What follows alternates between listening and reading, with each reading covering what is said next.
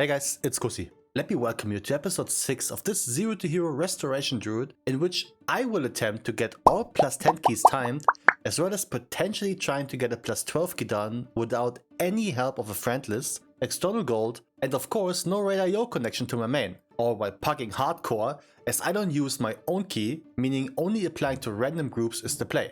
So far, we conquered the first hurdle of Keystone Master, gotten used to the plus 8 bracket in order to upgrade our crafted weapon, and we made friends along the way. While in the last episode, we also attempted our first plus 10 key of the series, which absolutely had Weekly No Lever written all over it.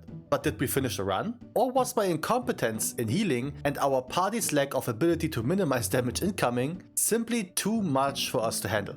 We will solve that mystery, we will also open our vault, and we will find out that this week is a nightmare for your boy. Up to a point where I legit thought I had to quit, which meant I had to change some things up, and the only one I was certain will be my lifeline in these dying times is a full-blown resto Degen herself.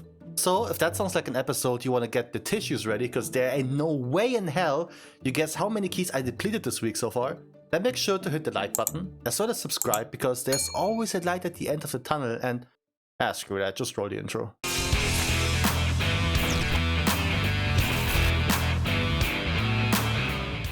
Alright, so to end the suffering and to enlighten you what happened, yes, the last boss alongside many things was also very tragic. Granted, when you play a full melee party, which includes 3 DPS and a tank, the tentacles get very annoying to deal with. But in all fairness, this was mainly me.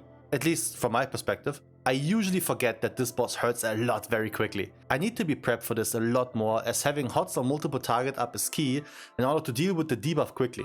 Ticked down too much and got slammed by slam. And then panic took over and I cooked myself. Aw man. Eventually, with 44 deaths in the bank, we finished the key, which at least had the tiny, very tiny good part on the horizon that says Myth Track in the vault. So let's open that said vault, and by the law of Blizzard, considering we disgracefully begged for this vault slot, we should get something big. Yet this law doesn't seem to apply to furries, as we got the same ring that I got on my first plus 10 vault on the Paladin as well.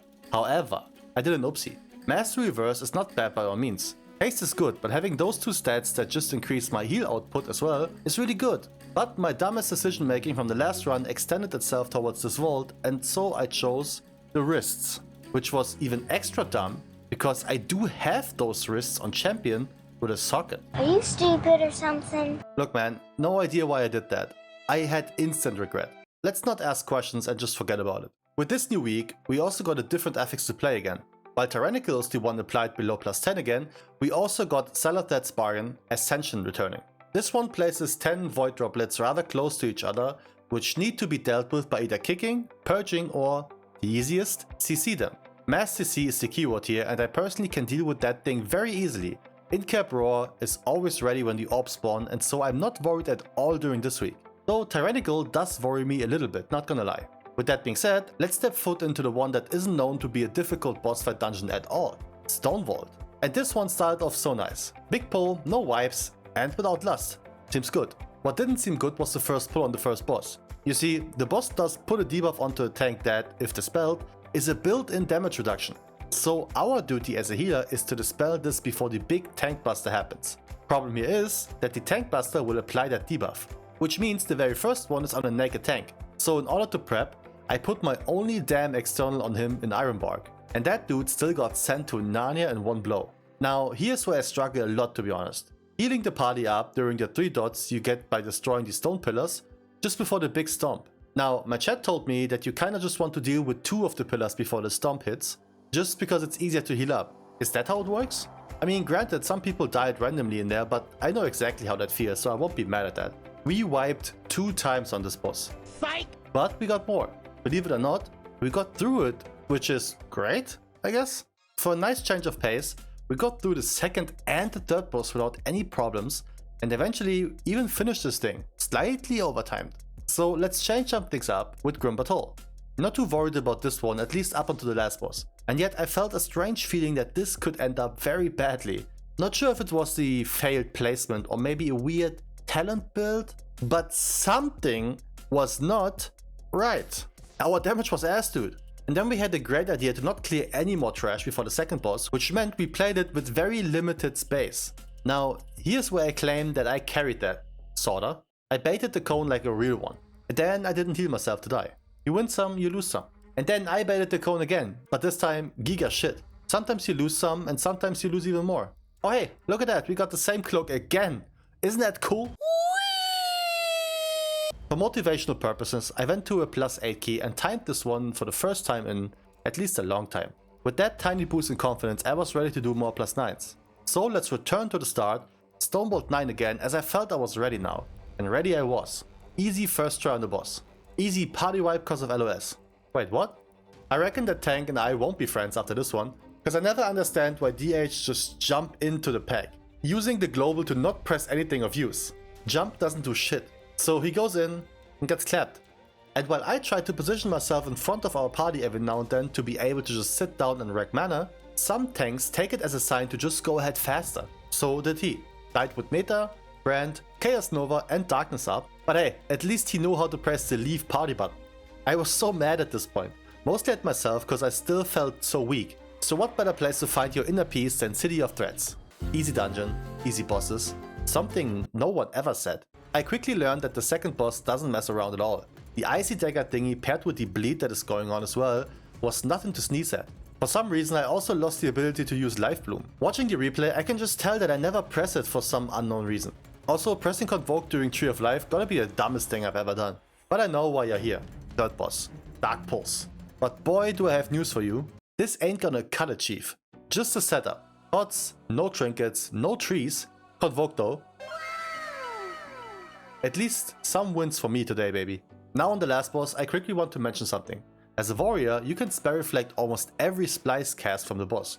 Meaning, besides the stomp and the web, you take almost no damage at all in this fight. Keep that in mind. But we will return to City, so let me just mention that we timed it with a 2 chest. Not that bad, but this party also used defensives throughout the dungeon, which I'm very grateful for. So, for the third time, Stonewall +9, without Lust. And this was easily the roughest start so far, which wasn't even enough itself. Apparently our party got spooned by a bug that is supposed to be out of the game. You see, we did get the vents burning, which is our cue to run to that one vent that is clear.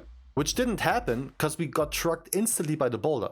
Ain't no way that's an overlap, you barely got time to react. But that's just enough to break that one as well.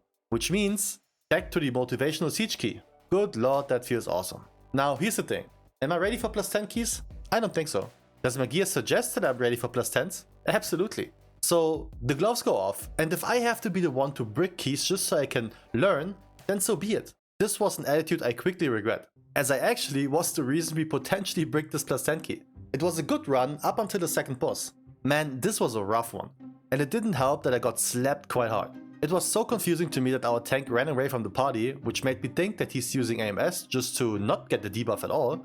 I don't even know if that works, but that was my first thought nonetheless. But he didn't. He just ran away. We wiped again, and this time this was 100% on me, no questions asked. I should dispel myself ASAP, or at least dispel somebody that has the dagger debuff already. Now I know, and with that information, we got it done. The third boss was not necessarily harder than the last time, so I was prepared. And luckily, I found out that we would have wiped and not timed it regardless when we did the final 2 mini-bosses before the final boss. Way too much to deal with. I got so upset there. I guess at least the vault is secured. And yet it doesn't stop here. Even off stream I tried to get stuff done. +9 mists depleted. +9 Dawnbreaker depleted. Hell, I even did a +9 Necrotic Wank where everyone in this was between 620 and 630 item level. And yet still, they died to frontals or even just by standing in puddles over and over again. I was ready to call it, man. I was ready to quit this entire thing. But I don't want to be known as a bitch. So as a true addict that needs change, I was searching for help and there was only one person that came to mind. Legit question, do you have a recommended build to play as Resto Druid? I struggle so much to heal bosses even on +9s, for example, the dot on the second boss in Siege, or the poison dot on the big bug lord after the second boss in City. The big, oh, I know what you mean. Okay, I need help. So if you do ! talents, that is the build that I have been running. That also has Heart of the Wild if you want to contribute a little bit of damage. I run Keeper. I don't know if you've been running Keeper or Wild Stalker. I tried Wild Stalker and I didn't like it. I'm gonna test that one. Yes, yeah, no problem. Let me know if you have any questions. Also, the other thing to because I don't have any logs, and like you and I haven't really like talked about like what your ramp looks like. But make sure that you're putting life bloom on the 2 squishiest DPS. Make sure you're always keeping F-low down and people are standing in F-low. Make sure, because there's a talent where if you use regrowth on someone who does not have life bloom, that regrowth goes to that person you just casted it on, but it also applies to the 2 people with your life bloom. So you're basically like in one GCD, or one cast rather, you are applying 3 regrowths, which is huge.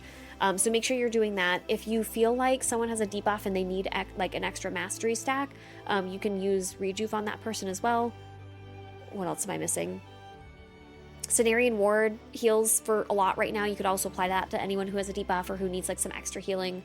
I don't know if you play 1 Swiftmend or 2 Swiftmends, but that is, you know, another option. Swiftmend, which brings up Soul of the Forest into Nature Swiftness into Regrowth. You can do that as well.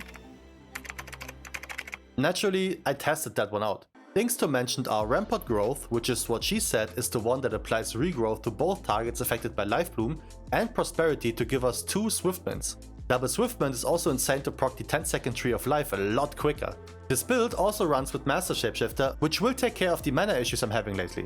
With Early Spring, my Bark Boys are now also living for 15 seconds with a 17-second cooldown, which means you can have one of them up pretty much at all times, which is something I need to remind myself of. Now, with this found confidence and the bulletproof build blessed by Queen Layria herself, I applied to the only key that mattered, Stormward +9, which got disbanded because we didn't find a tank. But Dawnbreaker it is instead. Perfect stress test for your boy, and I was doing some magic early on. The key thing here for me was to remind myself of having Life Bloom up on 2 targets at all time. She did say the squishiest, but since I don't know which one will take the most damage, I just wanted to have it up. And that little change already made me realize how big this is. Also, the entire idea of multi-spreading regrowth with Rampart Growth makes it very forgiving to play with double Swiftment, as Swiftment consumes one of the hots on the target. But it's tyrannical, so there's only one real stress test to go through. Oh shit, tank died. Well, I'll go again. Setting up everything. Wild Growth, Juvie, AoE regrowth spreads, double Life Bloom, Flower Power, double Bark Boys, and then Convoke.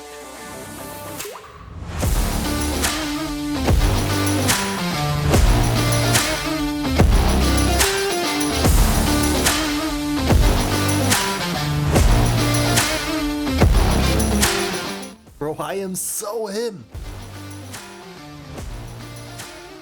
Needless to say, I subbed.